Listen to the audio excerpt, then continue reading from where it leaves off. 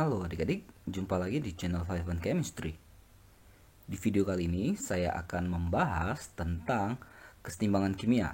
Itu babnya ya, spesifiknya adalah tentang bagaimana menuliskan persamaan tetapan kesetimbangan, baik itu Kc maupun Kp dari beberapa reaksi. Nah, bagaimana caranya, bagaimana trik ataupun tips-tipsnya? Nah, untuk itu pastikan kalian mengikuti dari awal sampai akhir ya. Langsung saja ya, saya bahas dari yang Kc dulu ya. Ini soalnya, tuliskan persamaan tetapan kesetimbangan Kc ya, dari reaksi-reaksi berikut, ada 4 ya. Nah, Kc itu kan tetapan kesetimbangan berdasarkan konsentrasi. C ini konsentrasi, kalau P ini pressure, tekanan ya. Nah, jadi kalau untuk konsentrasi, yang perlu diingat adalah bahwa yang berfase solid dan liquid itu kita tidak libatkan ya. Solid dan liquid itu tidak kita libatkan dalam persamaan tetapan kesetimbangan, karena yang berwujud solid dengan liquid itu kan murni ya. Jadi dan konsentrasinya itu tidak mengalami perubahan. Jadi yang kita pakai itu gas dan aqueous ya. Ini oke. Nah, jadi kalau ketemu soal seperti ini ya, ada reaksi, yang pertama lakukan ya eliminasi aja atau coret aja yang solid dan liquid. Oke. Nah, saya mulai mengerjakan ya, dan nomor 1 ya. Nah, tetapan kesetimbangan atau Kc itu adalah konsentrasi produknya yang kanan ya, dipangkatkan koefisiennya dibagi dengan konsentrasi yang kiri, reaktan dipangkatkan juga dengan koefisiennya. Jadi penyetaraan reaksi itu penting karena koefisien terlibat. Ingat ya, koefisien terlibat, jadi harus disetarakan dulu reaksinya. Oke, jadi untuk nomor 1 ini Kc sama dengan konsentrasi N2 dulu ya, kali konsentrasi H2. Nah, kan H2 nya itu kan koefisiennya 3, jadi pangkat 3 gitu. Habis ya, karena ini kan gas semua, jadi boleh dipakai kan. Nah, jadi ini dibagi dengan konsentrasi NH3. Nah, koefisiennya 2, berarti pangkat 2. Mudah ya, begitu saja kok. Untuk nomor 2, 3, 4 sama saja. Kc sama dengan, ini kan yang kanan H2O, pangkatnya 1 ya. Lalu H2.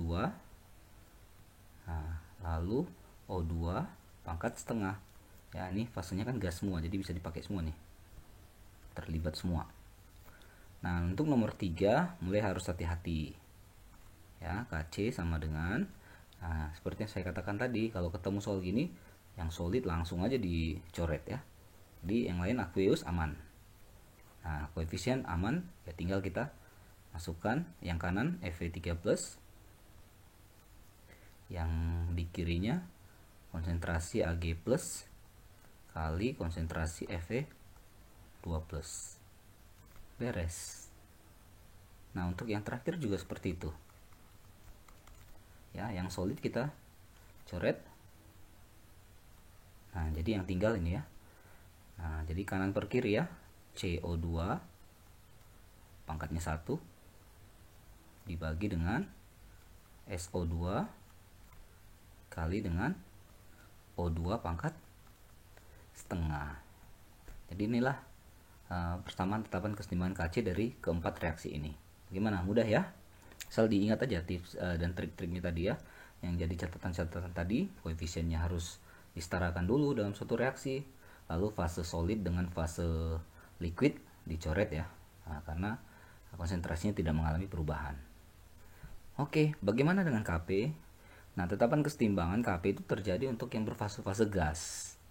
Ya, jadi yang di luar itu boleh eliminasi juga gitu ya. Nah, misalnya yang nomor 1 kan gas semua kan. Jadi aman dah. Nah, ini karena melibatkan tekanan ya, jadi Kp kan, pressure ya. Jadi itu adalah P dari N2. Nah, dikali dengan P dari H2, jangan lupa pangkatkan koefisiennya. Jadi konsep pangkat koefisien itu masih dipakai ya, di Kp dan Kc itu sama.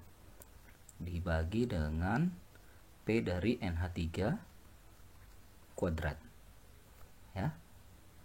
Lalu yang kedua, Kp sama dengan, nah ini perhatikan, solid, solid.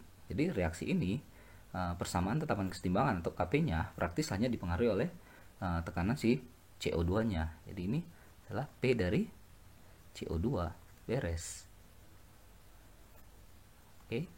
Yang ketiga, ini yang Fe coret, termasuk koefisiennya akan tercoret ya. Ini coret, nah jadi tinggal di kanan itu ada H2 ya. P dari H2 dibagi dengan P dari H2O. Oke, ini sama-sama pangkat 4. Nah, beres. Jadi beginilah KP-nya dari ketiga reaksi ini. Oke, jadi mudah-mudahan bermanfaat buat kalian yang sedang mempelajari materi ini, tetapan kesetimbangan KC dan KP. Jadi kalau ada soal-soal lain yang meminta menentukan tetapan kesetimbangan KC dan KP, kalau reaksinya ada, tahu fase-fasenya, bereslah KC dan KP-nya bisa dikerjakan. Oke, KC dan KP ini perlu karena nanti setelah ini kita akan juga bahas tentang perhitungannya. Jadi tetapan persamaannya dulu, baru nanti ke perhitungannya. Oke, mudah-mudahan membantu, bermanfaat buat kalian yang sedang mempelajari materi ini, ataupun yang nanti akan review pakai materi ini. Semoga membantu. Maaf kalau ada kesalahan kekurangan. Kalian boleh menanyakan tentang kesetimbangan ini, KC-KP ini di kolom komentar ya, yang tentunya dengan bijak dan sopan. Oke, terima kasih. Cek terus, update terus video-video terbaru di channel 5 Chemistry. Bye-bye.